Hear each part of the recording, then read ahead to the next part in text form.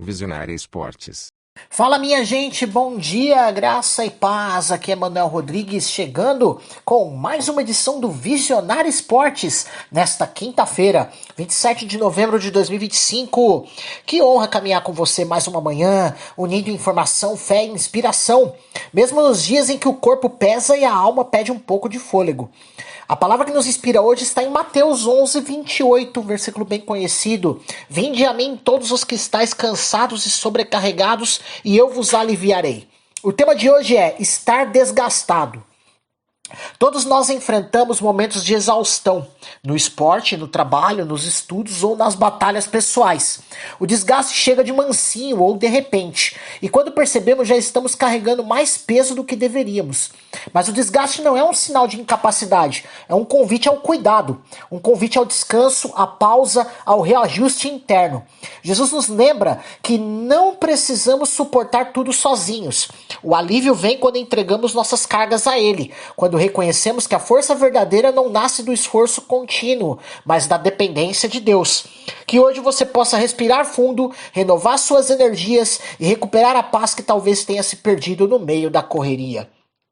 Você também pode ouvir a reprise hoje às 6 horas da tarde aqui na programação da Rádio Visionária e também nos acompanhar na sua plataforma digital favorita, Spotify, Deezer, Amazon Music e YouTube Music. O programa também é retransmitido pela Luar Rádio Web de Teresina, no Piauí, pela Rádio Sonora da cidade de Ilhota, em Santa Catarina, nas frequências AM 1100, FM Ondas Curtas e pela Londrina Web Rádio da cidade de Londrina, no Paraná.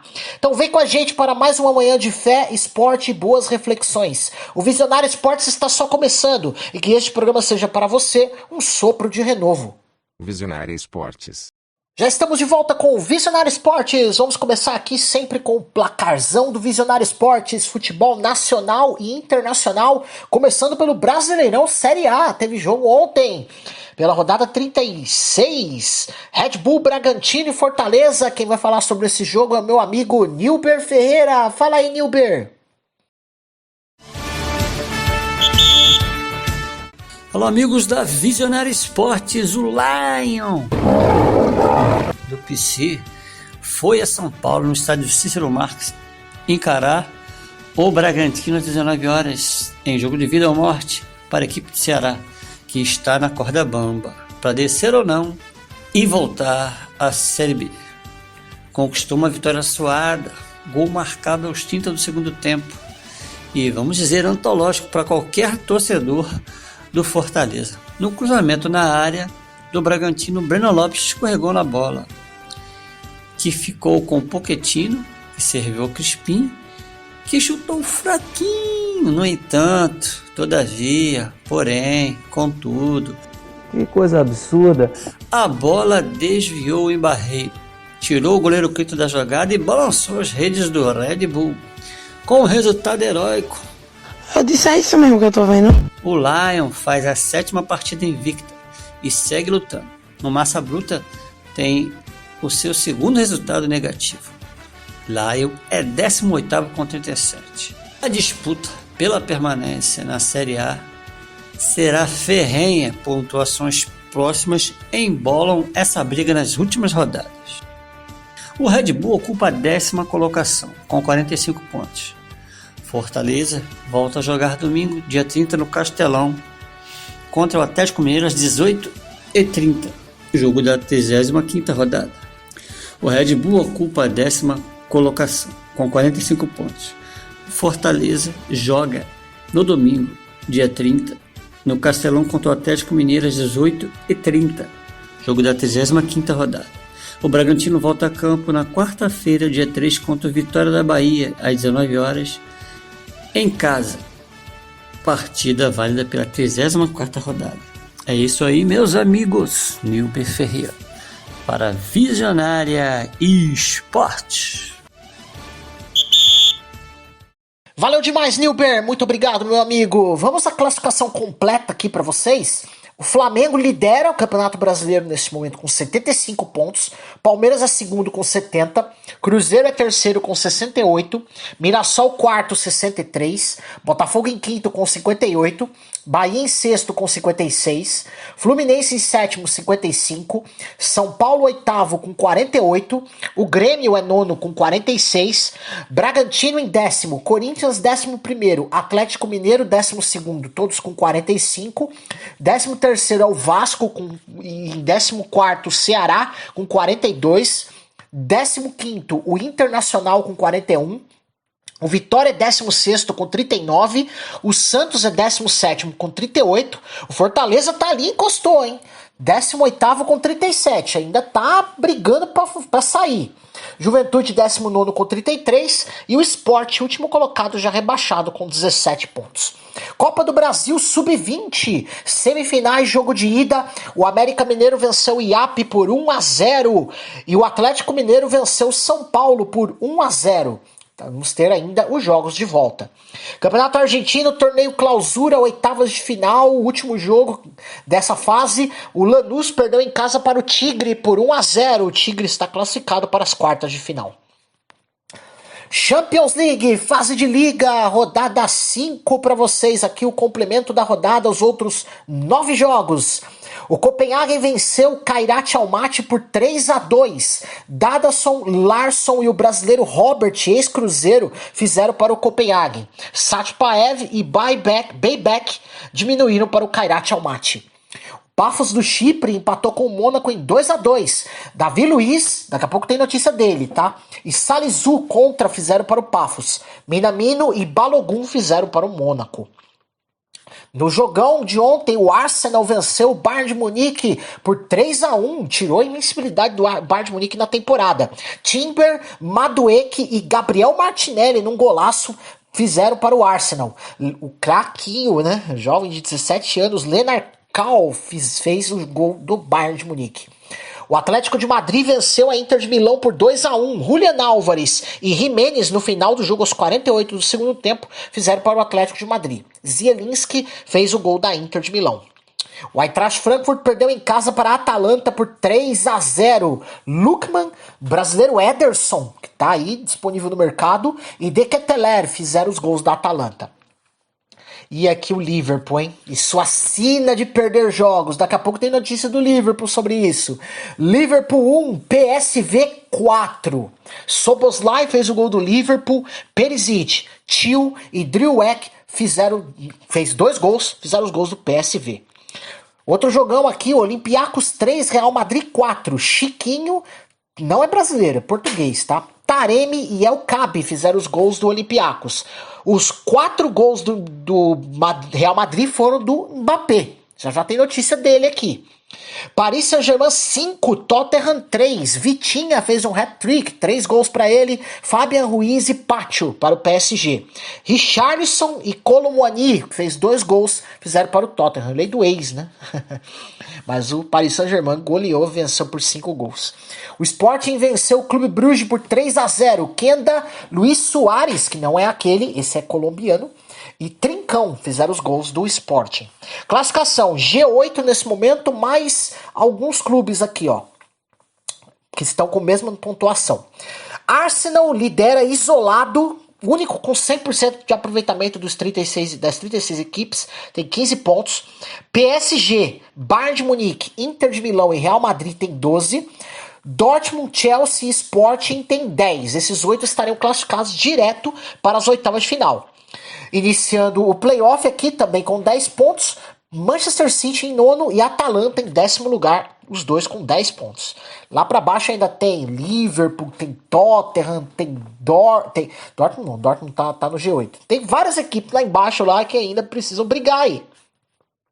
Championship, rodada 17, complemento da rodada, Blackburn 0, Queen's Park Rangers 1, Millwall 1, Sheffield Wednesday 0, Sheffield United 3, Portsmouth 0, Sheffield United com esse resultado saiu da zona de rebaixamento.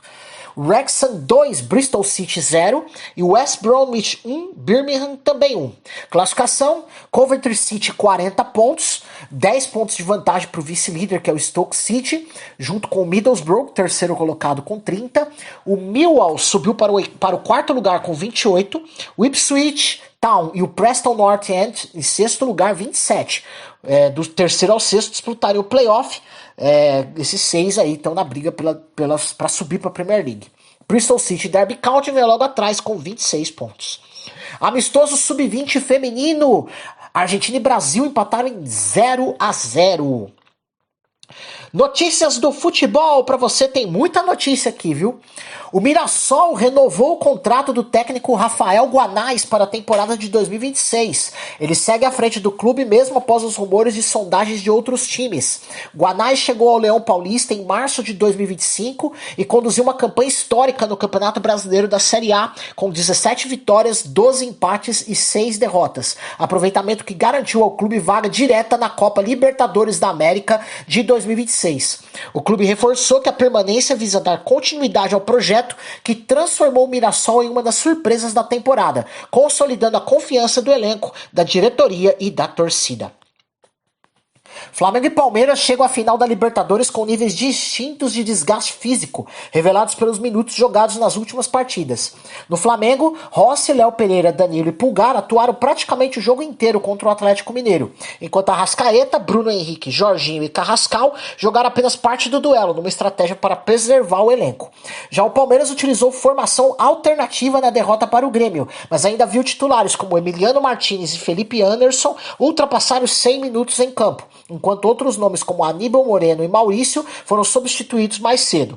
As duas comissões técnicas tentam equilibrar ritmo de jogo e recuperação física, e no Flamengo, a preparação final contou com reuniões internas para definir a escalação final, com a expectativa de ter o elenco quase completo à disposição na decisão.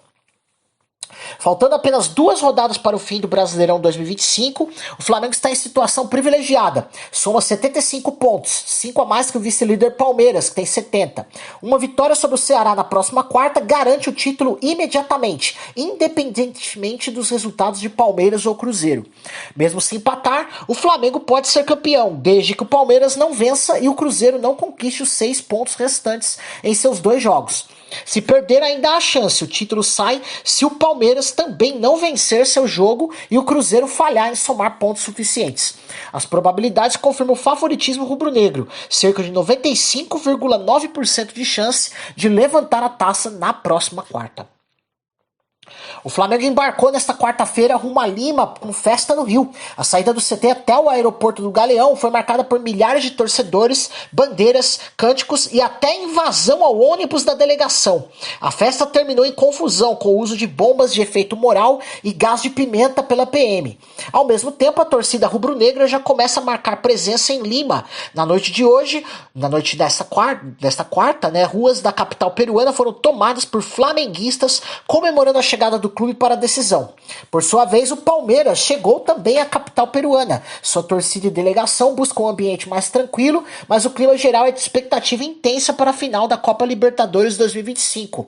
A decisão entre Flamengo e Palmeiras será no próximo sábado, dia 29, no Estádio Monumental de Lima, e a emoção já começa longe das 4 linhas. O clima nas ruas, em aeroportos e na capital peruana evidencia a magnitude da final. Após a derrota por 3-2 contra o Grêmio, o técnico Abel Ferreira criticou a arbitragem brasileira, sugerindo que muita coisa mudou desde o clássico contra o São Paulo, e questionou se os árbitros não estariam com medo de marcar pênaltis contra o Palmeiras. Já a presidente do clube, Leila Pereira, reagiu duramente à narrativa de Abel, afirmando que não concorda com as críticas à arbitragem. Segundo ela, os 5 jogos sem vitória recentes não são consequência de erros de arbitragem, mas de incapacidade própria da equipe. Leila defendeu que o desempenho do time e os erros na transição ofensiva e defensiva explicam o mau momento e que culpar a arbitragem seria desviar o foco da real razão pela queda de rendimento. Com esse embate entre a visão de Abel de que decisões de arbitragem afetaram diretamente o desempenho e a de Leila de que o problema está dentro de campo, a interna do Palmeiras vive clima de tensão já às vésperas da final da Libertadores. O Palmeiras terá 3 desfalques para o duelo contra o Atlético Mineiro. O volante Aníbal Moreno e o atacante Facundo Torres cumprem suspensão pelo acúmulo de cartões, enquanto o lateral direito Agustin Giai foi expulso da derrota para o Grêmio. O trio não estará disponível na partida atrasada da 34ª rodada do Campeonato Brasileiro, marcada para o dia 3 de dezembro.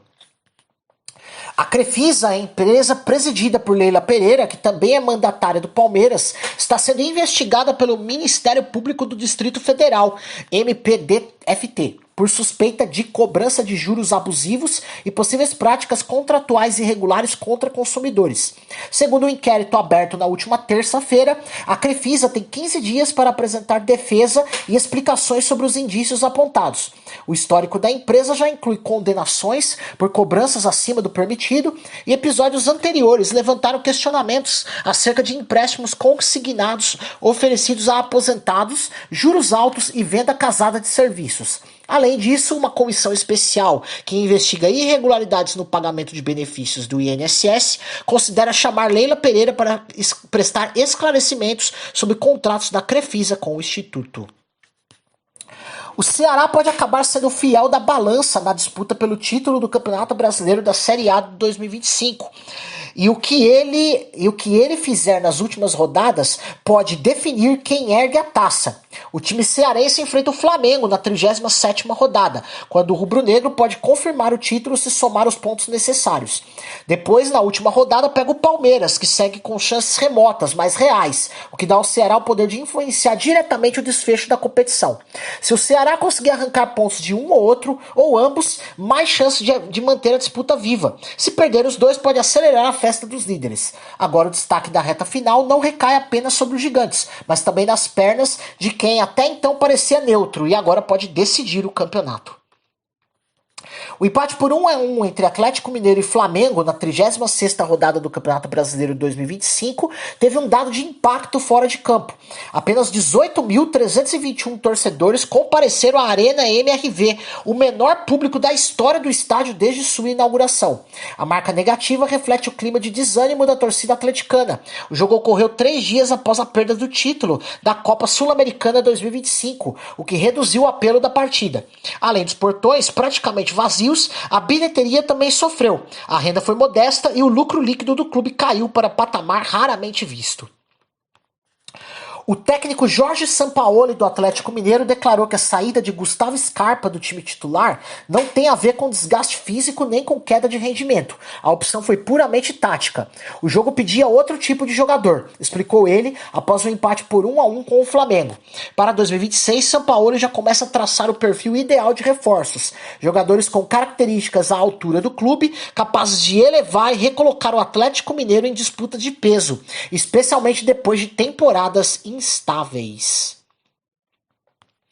O atacante Bernard do Atlético Mineiro desabafou após a derrota do clube na final da Copa Sul-Americana para o Lanús, afirmando que o vice-campeonato doeu muito mais do que a perda da Copa Libertadores de 2024.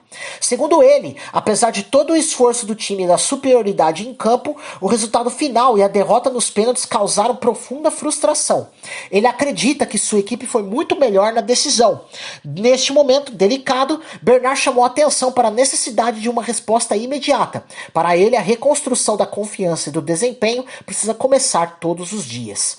Vamos para um rápido intervalo, já tem notícias do Grêmio, do Santos, do Corinthians, do São Paulo, entre outros. Não sai daí! Visionária Esportes. Voltamos com o Visionário Esportes e vamos para mais notícias do futebol para vocês. O Grêmio chegou a indicar Hulk do Atlético Mineiro como alvo para reforçar o ataque em 2026. Ele era visto como opção de peso diante da indefinição física de outros atacantes do clube.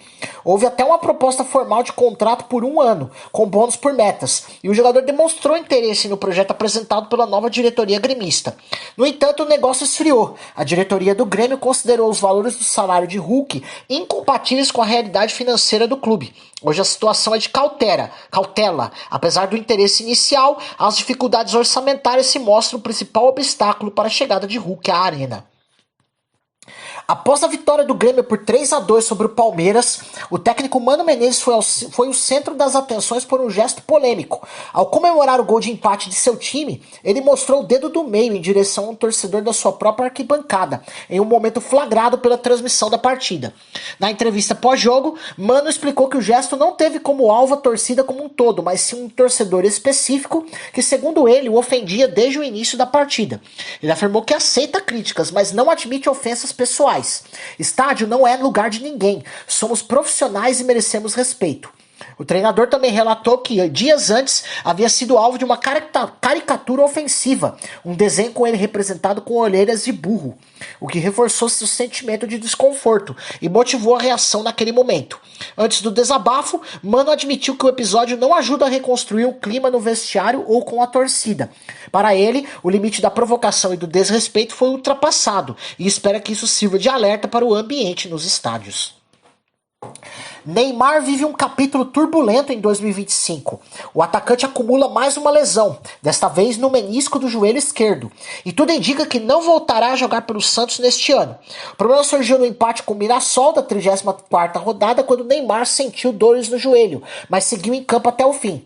Exames apontaram o risco de agravar a lesão se ele continuasse jogando, o que praticamente descarta a chance de atuar nas 3 partidas finais do Brasileirão. Porém, apesar da recomendação médica, Neymar participou de treino para testar condições de jogo contra o Sport, contrariando a orientação do departamento médico.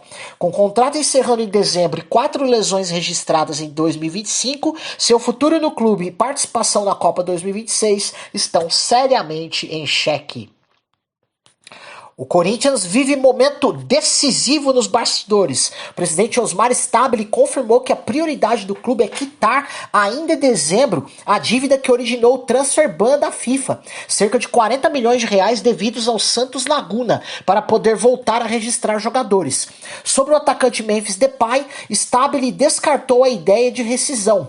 Garantiu que o contrato será cumprido até a metade de 2026, mesmo diante dos graves problemas financeiros do clube. Quanto ao técnico Dorival Júnior, o mandatário reafirmou a confiança no trabalho e afirma que ele seguirá no comando em 2026, mesmo com pressão e críticas internas. O clube já estuda a possibilidade de um empréstimo de cerca de 100 milhões de reais para lidar com as dívidas e abrir espaço no mercado. O Corinthians já embarcou numa estratégia clara. Com o Brasileirão definido, sem chance de vaga no G7 e sem risco de rebaixamento, o clube passa a cumprir tabela nas últimas rodadas e usar o restante do campeonato como preparação para a semifinal da Copa do Brasil. O duelo decisivo será contra o Cruzeiro, com jogos marcados para 10 e 14 de dezembro. Apesar do histórico recente de lesões, o atacante Memphis Depay passou por punção no joelho para acelerar sua recuperação, e o clube avalia que há risco zero de que ele fique fora das semifinais, desde que o tratamento evolua sem complicações. Torcedores do Corinthians protestaram nesta quarta em frente à sede do Parque São Jorge por supostos desvios de materiais esportivos fornecidos pela patrocinadora do clube. Eles penduraram camisas e exibiram uma faixa com os dizeres "Brechó do Armando", em referência ao vice-presidente Armando Mendonça, apontado no relatório de auditoria interna como um dos responsáveis pelo rombo. A auditoria revelou que o clube ultrapassou em quase 300% a cota anual estipulada para a retirada de itens da fornecedora. Apenas em 2025 foram contabilizados 41.963 itens até outubro, o que levanta sérias suspeitas de má gestão. Apesar das acusações, Mendonça nega irregularidades. O caso foi encaminhado ao Conselho Deliberativo do clube, que abrirá uma comissão de ética para investigar. Fernando Diniz, técnico do Vasco da Gama, vive um momento delicado.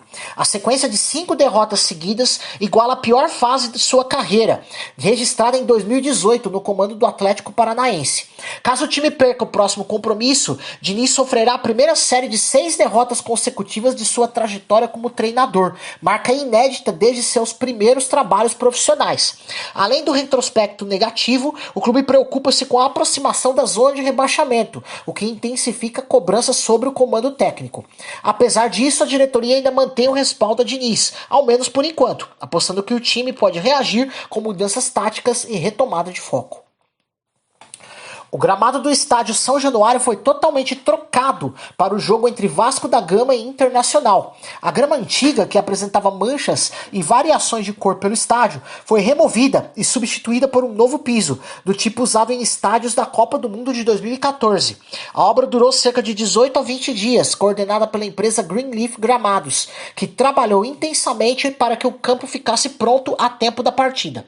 Segundo o diretor da Greenleaf, o novo gramado está bem verde. uniformemente enraizado e com boa firmeza, atributos que garantem segurança aos jogadores e melhor qualidade de jogo. Apesar do resultado técnico ser considerado excelente, segundo o clube, há relatos entre torcedores de que algumas emendas do gramado ainda estão visíveis e o campo apresenta trechos onde a grama parece desnivelada, possível reflexo da pressa na obra. O novo gramado, além de renovar a aparência estética de São Januário, visa também servir de base para as reformas estruturais previstas a partir de 2026, e o clube já planeja reaproveitar a grama em treinos das categorias de base ou feminino. Rafael Borré se tornou o símbolo da crise do Internacional em 2025. Contratado em 2024 por cerca de 33 milhões de reais, iniciou bem, mas nesta temporada marcou apenas 8 gols em 45 partidas, com desempenho abaixo do esperado. O atacante errou oportunidades decisivas, especialmente em jogos chaves como o empate com o Santos, e passou a sofrer vaias da torcida.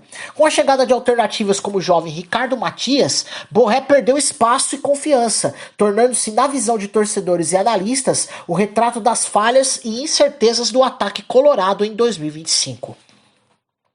O São Paulo, por meio de seu conselho deliberativo, aprovou novo empréstimo de 25 milhões de reais junto ao Banco Daicoval S.A.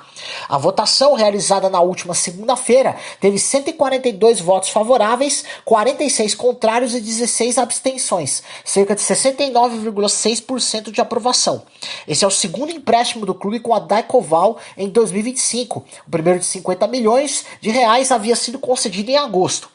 O financiamento recém-aprovado já estava previsto no orçamento aprovado no final do ano passado, e a aprovação do Conselho Deliberativo teve caráter essencialmente protocolar. Com isso, o São Paulo soma até agora 75 milhões de reais em empréstimos com a Daicoval neste ano, dentro do plano de captação de até 105 milhões de reais via financiamentos quando necessário. O São Paulo vai encarar o Fluminense nesta quinta-feira sem os atacantes Luciano e Ferreirinha. Luciano sofreu um trauma na perna direita no jogo contra o Juventude e não viajou com o grupo, ficando em São Paulo para tratamento. Já Ferreirinha tem um edema na coxa esquerda e também foi barrado para a partida. A dupla é considerada titular por seu técnico, Hernan Crespo. A ausência deles deixa o ataque são paulino bastante desfalcado para o duelo no Rio de Janeiro. Ao todo, serão 15 desfalques em todas as posições. O São Paulo iniciou nesta semana a troca do gramado do estádio do Morumbi, o chamado Morumbis, após a sequência de shows que ocuparam o estádio nas últimas semanas. Os custos da nova grama serão arcados pela produtora de shows Live Nation, responsável pelos eventos recentes, e o clube não terá encargos para a readaptação do estádio ao futebol. Como consequência da obra, o São Paulo deverá atuar fora de casa até o início de 2026. O retorno aos jogos no Morumbi está previsto apenas para a próxima temporada. Com isso, o duelo contra o Internacional, válido pela 37ª rodada do Campeonato Brasileiro, foi transferido para a Vila Belmiro. O Fluminense assinou nesta quarta-feira o contrato para a modernização de seu centro de base CT Vale das Laranjeiras, mais conhecido como Xerém, com investimento de 14 milhões de reais. As obras começaram em 8 de dezembro e têm prazo estimado de conclusão de 15 meses, ou seja, até março de 2027. O projeto prevê infraestrutura moderna para a base, academia, piscina de recuperação, vestiários, instalações médicas, áreas de fisioterapia, nutrição, psicologia, auditório e refeitório. Tudo para elevar o padrão de treinamento de jovens atletas. Além disso, o alojamento será expandido. O número de quartos deverá passar de 22 para 40, ampliando a capacidade de receber até 160 moleques de Xerém. Segundo dirigentes, a reforma visa consolidar Xerém como referência nacional e colocar o Fluminense entre os clubes de melhor estrutura de base no Brasil e no mundo. O presidente do Sport Recife, Yuri Romão, antecipou sua saída do cargo e o clube vai realizar eleições diretas em dezembro para definir nova presidência. O vice-presidente Rafael Campos também renunciou, abrindo oficialmente o caminho para o pleito, que deve ocorrer até 15 dias após a formalização da vacância. O ex-mandatário já havia anunciado que deixaria o cargo em 31 de dezembro. A antecipação visa atender a pedidos de ex-presidentes e de grupos internos que buscam reverter a crise política e financeira no clube. O nome mais cotado até o momento é o de Severino Otávio, apelidado de Branquinho, que já oficializou interesse em disputar a presidência. Com a decisão, o Sport inicia a transição e tenta colocar fim a um período turbulento, marcado por queda de rendimento, crise financeira e instabilidade administrativa. O atacante Thiago Galhardo obteve nesta quarta-feira, junto à Câmara Nacional de Resolução de Disputas, CNRD, a rescisão indireta de seu contrato com o Santa Cruz, encerrando sua passagem pelo clube. Ele alegou atrasos salariais de 2 meses e ausência de recolhimento de FGTS por 9 meses, pendências que somadas ultrapassam os 3 milhões de reais devidos pelo clube. Galhardo, que havia sido apresentado com pompa em 2025 como a principal aposta ofensiva do tricolor, e atuava como centroavante de referência, não se reapresentou para a pré-temporada e formalizou a reclamação trabalhista. Em campo, o desempenho também decepcionou. Foram cerca de 24 jogos e apenas 7 gols, rendimento insatisfatório para a expectativa que havia sido criada. A torcedora do Fortaleza que hostilizou torcedores do Flamengo na partida disputada na Arena Castelão foi proibida de frequentar estádios por 6 meses. A penalidade foi determinada após investigação da Polícia Civil do Estado do Ceará, que considerou o ato como incitação à violência e constrangimento ilegal. A mulher de 47 anos e integrante de torcida organizada recebeu a medida cautelar após depoimento. A decisão foi homologada pelo Tribunal de Justiça do Estado do Ceará. O atacante colombiano Néiser Villarreal desembarcou em Belo Horizonte para se apresentar ao Cruzeiro e iniciar sua adaptação da Toca da Raposa. Livre após rescisão com Milionários da Colômbia, ele agora passará por exames médicos e testes físicos antes de assinar o contrato, válido por 5 anos. A expectativa é que Villarreal, artilheiro da seleção sub-20 da Colômbia em 2025, comece a treinar com o grupo já visando 2026. Ele só poderá ser regularizado após a abertura da janela de transferências. Vamos para um rápido intervalo, já voltamos com mais notícias do futebol. Tem notícias da dupla Atletiba, tem notícias do futebol internacional, entre outras. Não sai daí. Visionária Esportes. Voltamos aqui com Visionário Esportes, vamos para mais notícias do futebol. Começamos aqui pelo Curitiba, que subiu para a Série A. O Curitiba já mira alto para 2026. O CEO Lucas de Paula declarou que o clube quer voltar à elite como um adversário casca-grossa, pronto para ser respeitado por gigantes como Flamengo e Palmeiras. A ideia é que jogos no estádio Couto Pereira representem altíssimo risco para quem entrar em campo, graças à estrutura reforçada e ambiente hostil. Para isso, o clube já prevê um orçamento robusto de cerca de 170 milhões de reais em caso de acesso, no caso do acesso à Série A, com investimentos em elenco, reforços pontuais, infraestrutura e manutenção do time base. A expectativa da diretoria é que o Curitiba, que já subiu, conquiste protagonismo com planejamento estruturado e competitividade. O Atlético Paranaense definiu a reapresentação do elenco rumo à temporada 2026 com uma novidade de bastidor: treinos em home office, ou seja, atividades remotas que devem anteceder a volta aos treinos presenciais no CT. O clube justificou que a medida faz parte da programação de pré-temporada e visa racionalizar o tempo de preparação, com planilhas de treinamento individual, orientações táticas e físico-condicionais controladas à distância. Com isso, os jogadores serão monitorados fora de campo nos primeiros dias de reapresentação, antes do retorno ao centro de treinamento do Caju, minimizando deslocamentos e otimizando a logística de montagem do elenco. Vamos às notícias do futebol internacional aqui. O goleiro Robert Sanchez do Chelsea provocou o jovem atacante Lamine Yamal do Barcelona após a vitória de 3-0 dos Blues no confronto da UEFA Champions League. Cucurella colocou o Yamal no bolso, disse Sanchez, referindo-se à marcação do lateral e insinuando que Yamal parecia bom só até entrar na Premier League.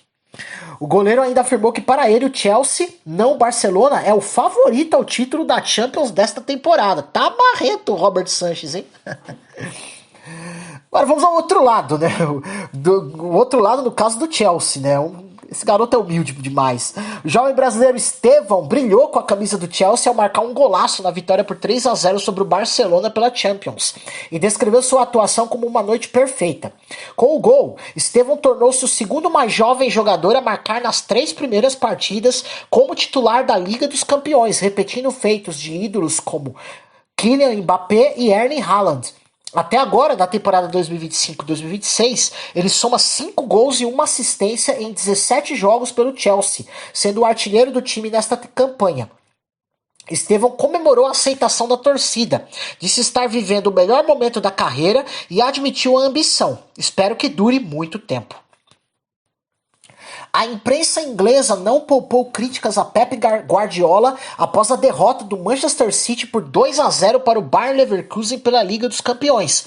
Jornais como The Mirror afirmaram que o treinador trocou a vergonha pela humilhação ao escalar um time repleto de reservas. A decisão de deixar fora da escalação titulares como Erling Haaland, Phil Foden e Bernardo Silva foi considerada de culpa única e total do treinador para o desastre no Etihad, uma aposta tática que não surtiu efeito. Para muitos analistas e jornalistas britânicos, o que se viu foi menos gestão de elenco e mais desrespeito ao peso da competição, transformando um compromisso histórico num fiasco vergonhoso. Por falar em fiasco, o vexame sofrido pelo Liverpool, goleado por 4-1 em casa para o PSV pela UEFA Champions League, expôs como primeira medida urgente a tentativa de garantir classificação para o G8 da Champions, como forma de ao menos recuperar moral e conter a crise. Com 9 derrotas nos últimos 12 jogos, o time vive sua pior fase desde os anos 1950. A diretoria já sinalizou que a manutenção do técnico Arne Slot depende de resultados imediatos e melhorias drásticas na defesa, área que se transformou no principal calcanhar de Aquiles da equipe. Kylian Mbappé brilhou na vitória do Real Madrid sobre o Olympiacos pela fase de grupos da UEFA Champions League, fase de liga, da UEFA Champions League, e anotou o segundo hat-trick mais rápido da história da competição.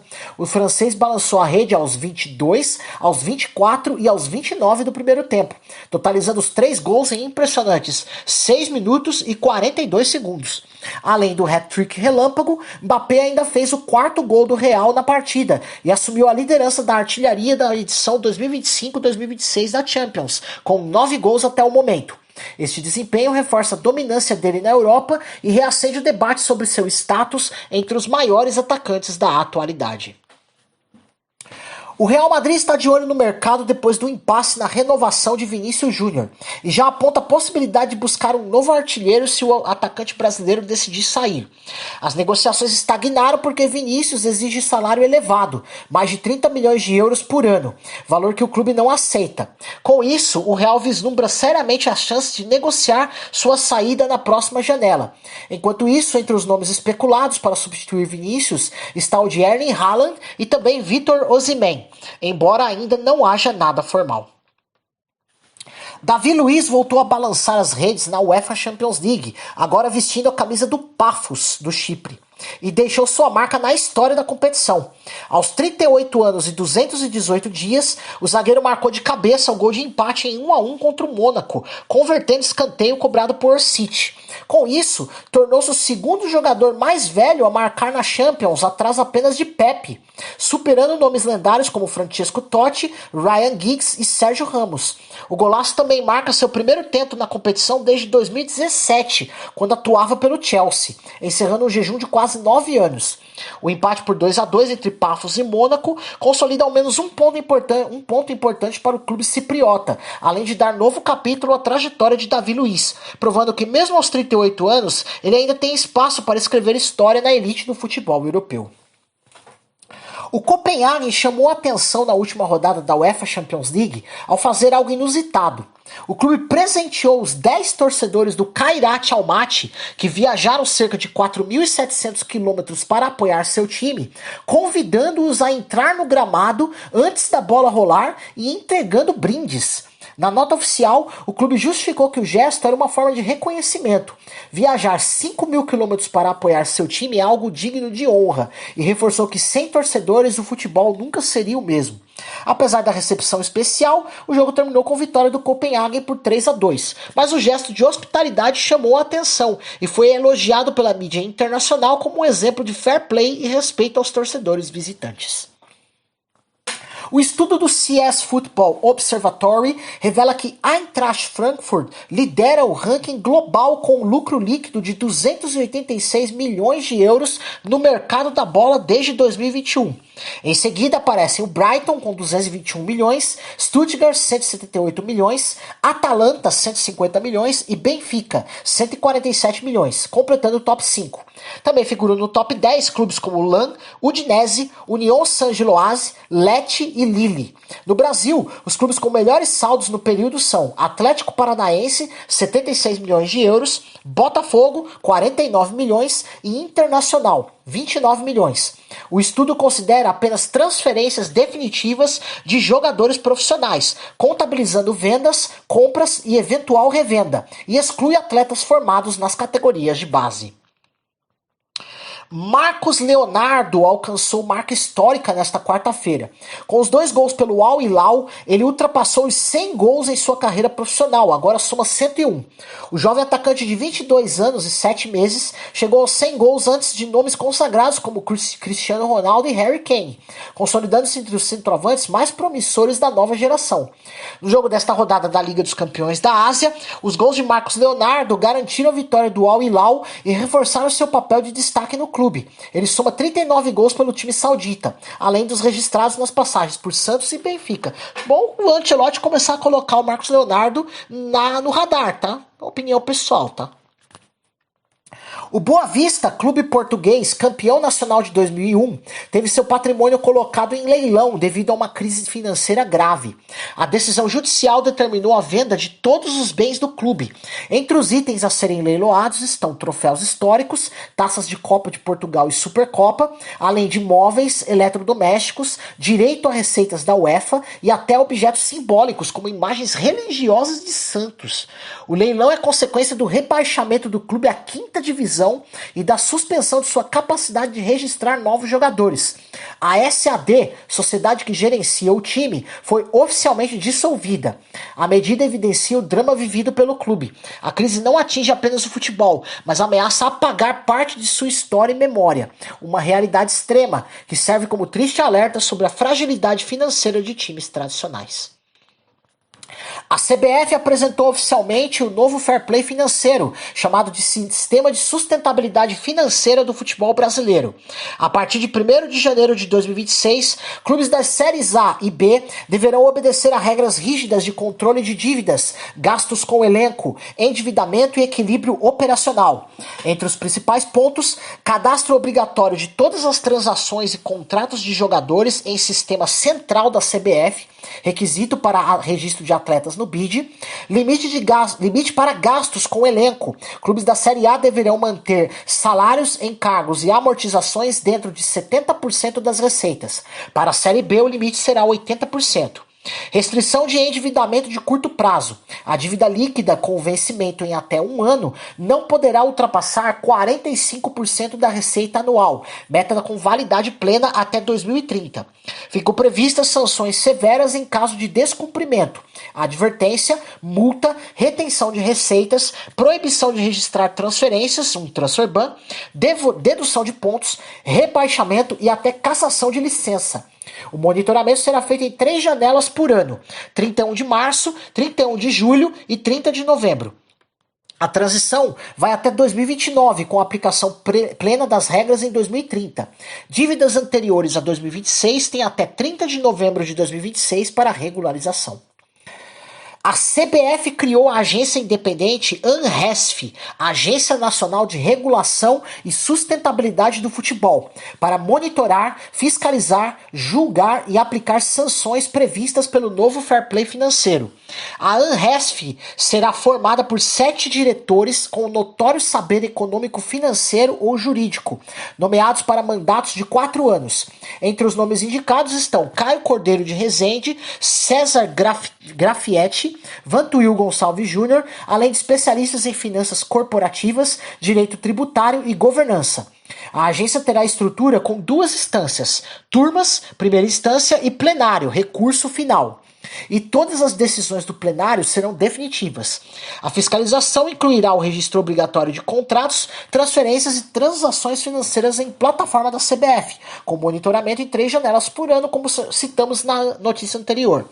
Caso o regulamento seja descumprido, clubes podem sofrer sanções que vão de advertência publicamente até multas, retenção de receitas, transfer ban, dedução de pontos, rebaixamento ou até cassação da licença.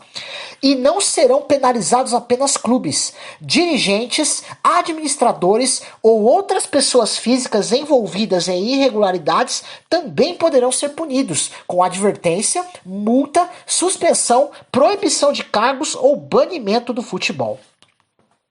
O River Plate anunciou que a partir da próxima temporada, os novos contratos de jogadores terão salário fixo limitado a 60% do total. Os outros 40% serão pagos apenas se forem alcançadas metas de desempenho definidas pelo clube. A medida, informada pelo presidente Stefano Di Carlo, faz parte de um esforço para reduzir os custos no momento de crise financeira e resultados abaixo do esperado. Somente os contratos assinados a partir de 2026 serão submetidos ao novo modelo. Os vínculos vigentes permanecerão nas condições atuais. Vamos para um rápido intervalo. Já tem notícias da vitória do Brasil sobre a Itália na Copa do Mundo de Futsal Feminina. Tem notícias do vôlei feminino, Superliga Feminina, Superliga Masculina, tem NFL, tem NBA. Não sai daí, já voltamos. Visionária Esportes. E voltamos aqui com o Visionário Esportes. Chegou a hora de darmos as notícias dos outros esportes. A seleção brasileira feminina de futsal goleou a Itália por 6-1 na segunda rodada da Copa do Mundo Feminina de Futsal 2025, disputada nas Filipinas. Os gols do Brasil foram marcados por Ana Luísa, Emily, Amandinha, 2 vezes, Débora Vanin e Camila. A Itália descontou com Renata Adamati. Com a vitória, o Brasil confirmou a vaga antecipada nas quartas de final e manteve 100% de aproveitamento no torneio. Parabéns às meninas da seleção feminina de futsal do Brasil. O Tijuca Tênis Clube, que teve há pouco tempo, teve nessa semana, né, a líbero, né, sua líbero baleada, a Júlia Santiago, né, conquistou sua primeira vitória na temporada 2025-2026 da Superliga Feminina de Vôlei, ao superar o Renasce Sorocaba por 3-2 de virada. Depois de perder os 2 primeiros sets, o Tijuca reagiu, venceu os 2 seguintes e fechou o duelo no tie-break. As parciais foram 23-25, 20-25, 25-17, 25-21 e 15-11. Com a vitória, o time carioca saiu da zona de rebaixamento e soma 4 pontos na 10ª colocação da tabela. Pela Superliga Masculina de Vôlei, o Sada Cruzeiro venceu o São José por 3-0, com parciais de 25-20, 25-13 e 25-17. Enquanto o vôlei Renata Campinas superou o Minas também por 3-0, com parciais de 25-16, 25-21 e 25-23. No duelo mais equilibrado da rodada, o Praia Clube bateu Suzano por 3-2 em sets disputados em 28-26, 23-25, 23-25, 29-27 e 15-12. Com os resultados, Praia Clube e Sada Cruzeiro seguem firmes na parte de cima da tabela e lideram a Superliga Masculina com 23 pontos, mantendo a regularidade e aumentando a disputa pela ponta da classificação. William Gonçalves, oposto do River Plate, destacou que a preparação para enfrentar o Boca Juniors passa por intensidade e total concentração, especialmente por se tratar do primeiro superclássico da história no vôlei argentino. Ele afirmou que o elenco está motivado e consciente do peso da rivalidade, buscando transformar a energia da torcida em ritmo forte desde o início. William também vê o duelo como chance de afirmação pessoal e de impulsionar o River em confronto simbólico dentro e fora de quadra. Depois da semana 12 da NFL, o futebol americano, o panorama da corrida aos playoffs tomou forma, mas ainda há muita disputa. No lado da AFC, o New England Patriots com 10 vitórias e 2 derrotas, o Denver Broncos com 9 vitórias e 2 derrotas e o Indianapolis Colts com 8 vitórias e 3 derrotas são os mais bem colocados rumo aos playoffs. Já do lado da NFC, o Los Angeles Rams com 9 vitórias e 2 derrotas, o Philadelphia Eagles e o Chicago Bears, ambos com 8 vitórias e 3 derrotas, lideram a corrida. Porém, equipes como Seattle Seahawks, 8 vitórias e 3 derrotas, Green Bay Packers, 7 vitórias, 3 derrotas e um empate, e o San Francisco 49ers, 8 vitórias e 4 derrotas, seguem com chances reais, especialmente de wild card.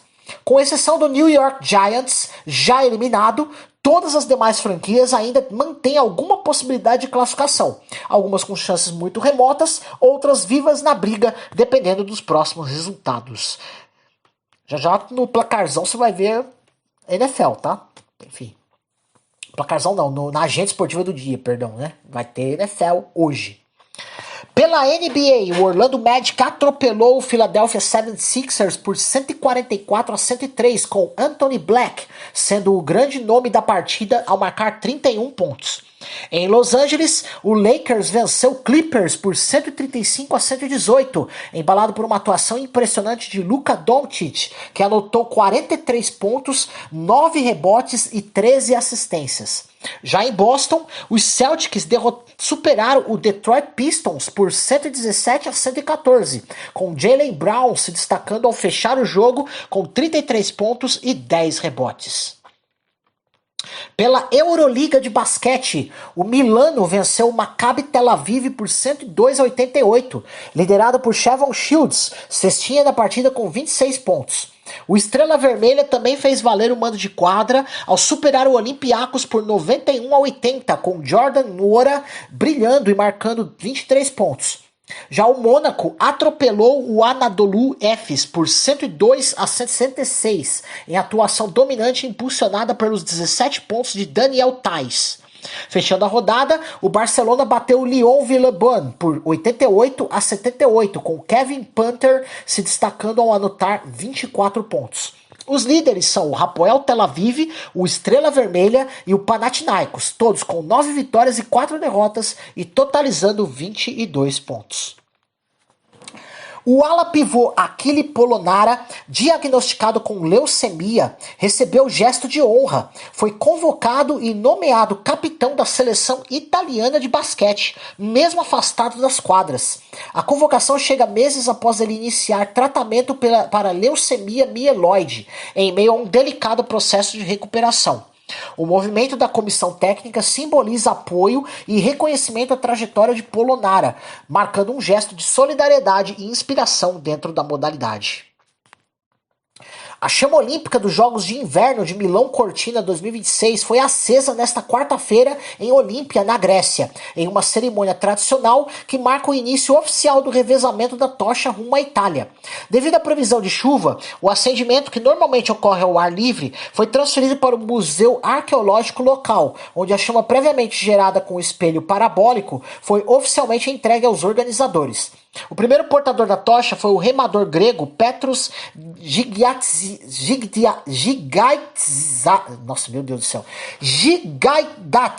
acertei agora, medalhista de bronze em Paris 2024, dando início ao trajeto que seguirá pela Grécia até a entrega oficial à delegação italiana no dia 4 de dezembro. Quase não sai, mas saiu.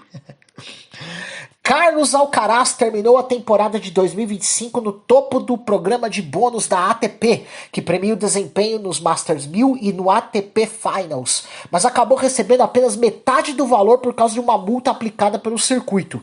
Já Jannik Sinner, que aparecia como segundo colocado na lista, ficou sem qualquer quantia, pois não cumpriu a participação mínima em torneios obrigatórios ao longo do ano. Impressionante, né? Os caras jogam e não recebem. Ou recebem e são retidos, né? Deixa pra lá. Próximas notícias. A revista britânica Outsport divulgou os candidatos ao prêmio de Rookie do Ano de 2025. E entre os candidatos estão 4 novatos da Fórmula 1.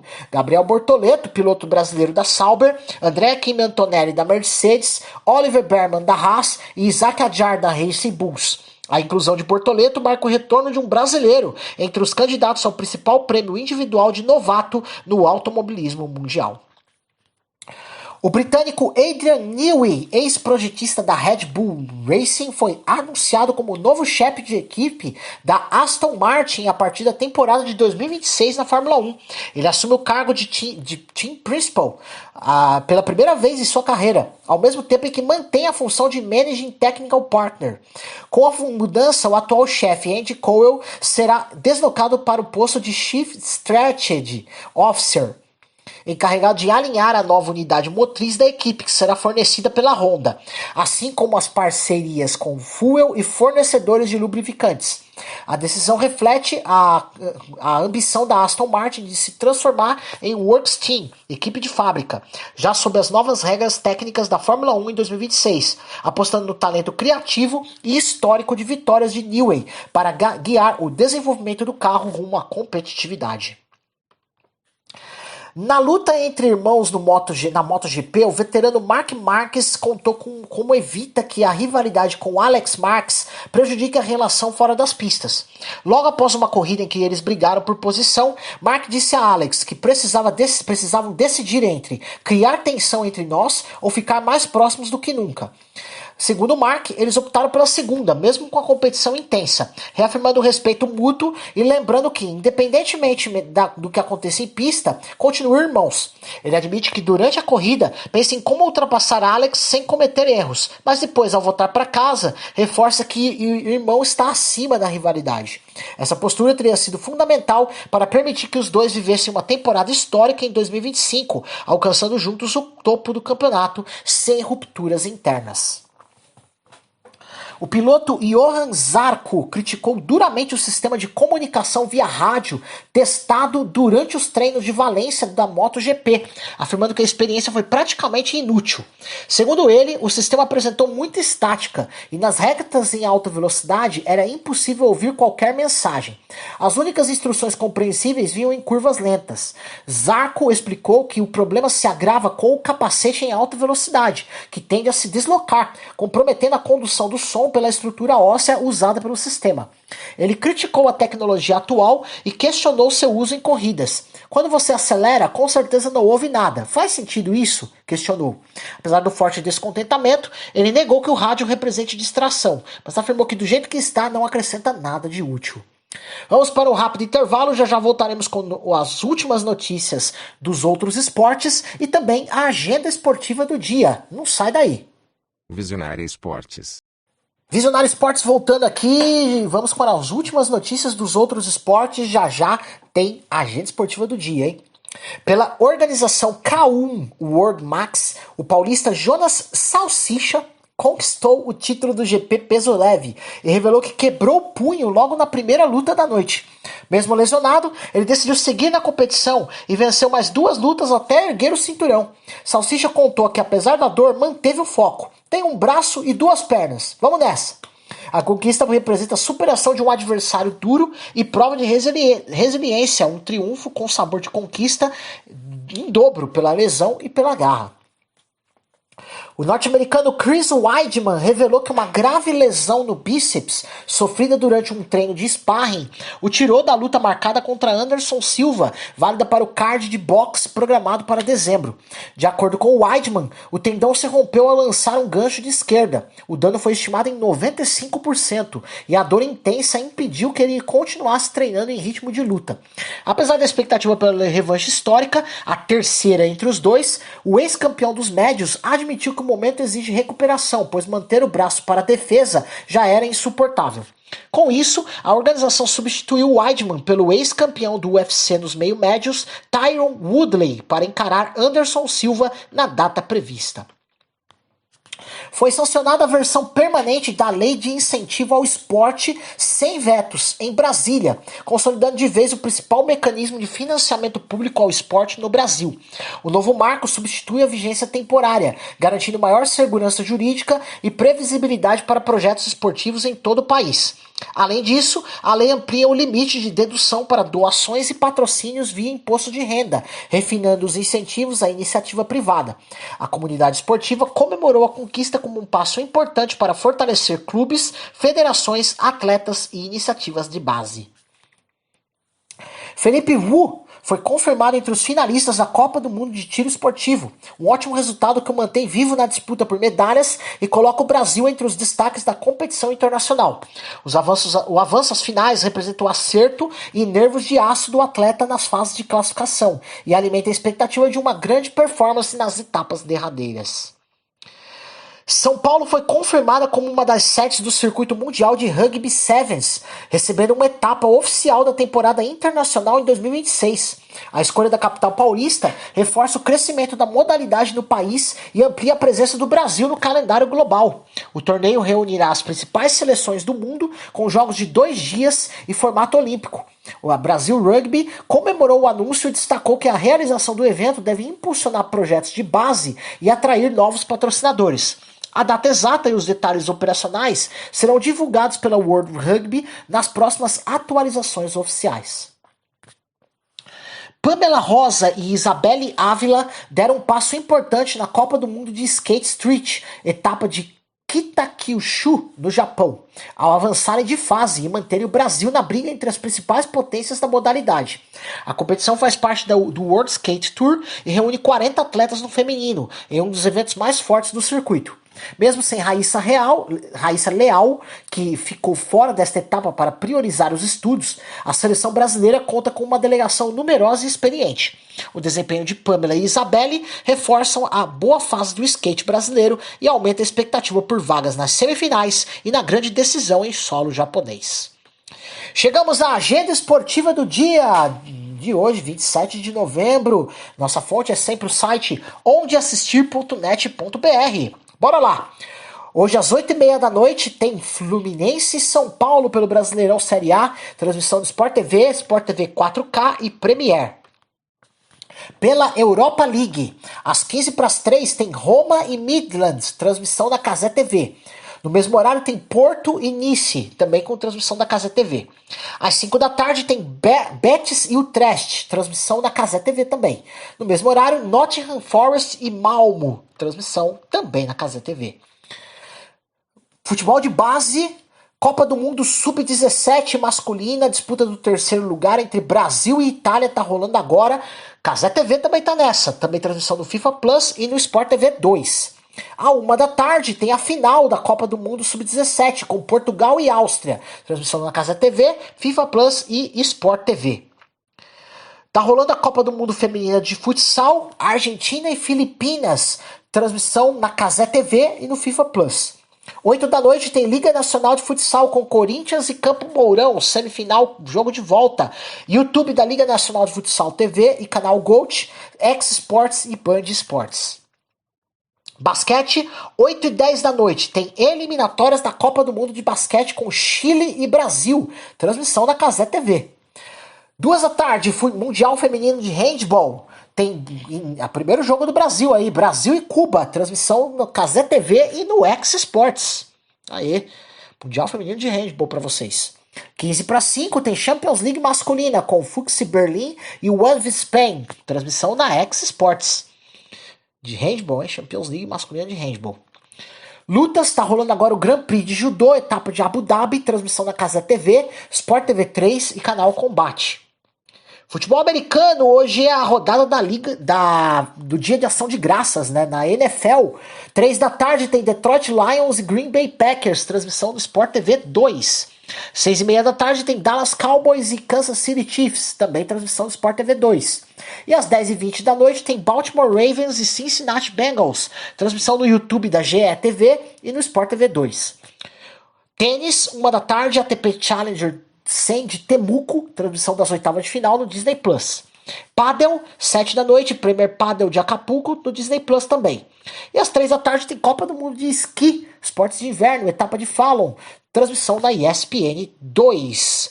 E assim, minha gente, vamos chegando ao final de mais uma edição do Visionário Esportes. Que honra ter compartilhado este momento com você, um dia de informação, fé e aquela reflexão que fortalece a caminhada, especialmente quando o cansaço bate mais forte.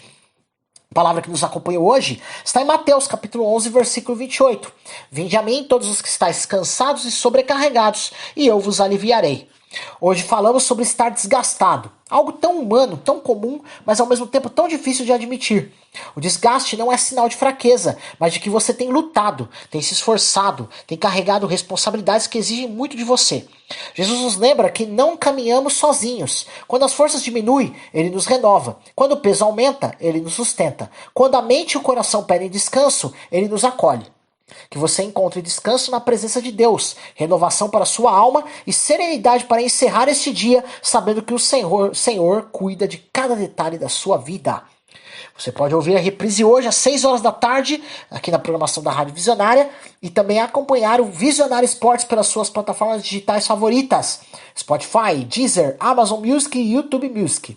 O programa também é transmitido pela Luar Rádio Web de Teresina, no Piauí, pela Rádio Sonora da cidade de Ilhota, em Santa Catarina, nas frequências AM 1100, FM Ondas Curtas, e pela Londrina Web Rádio da cidade de Londrina, no Paraná.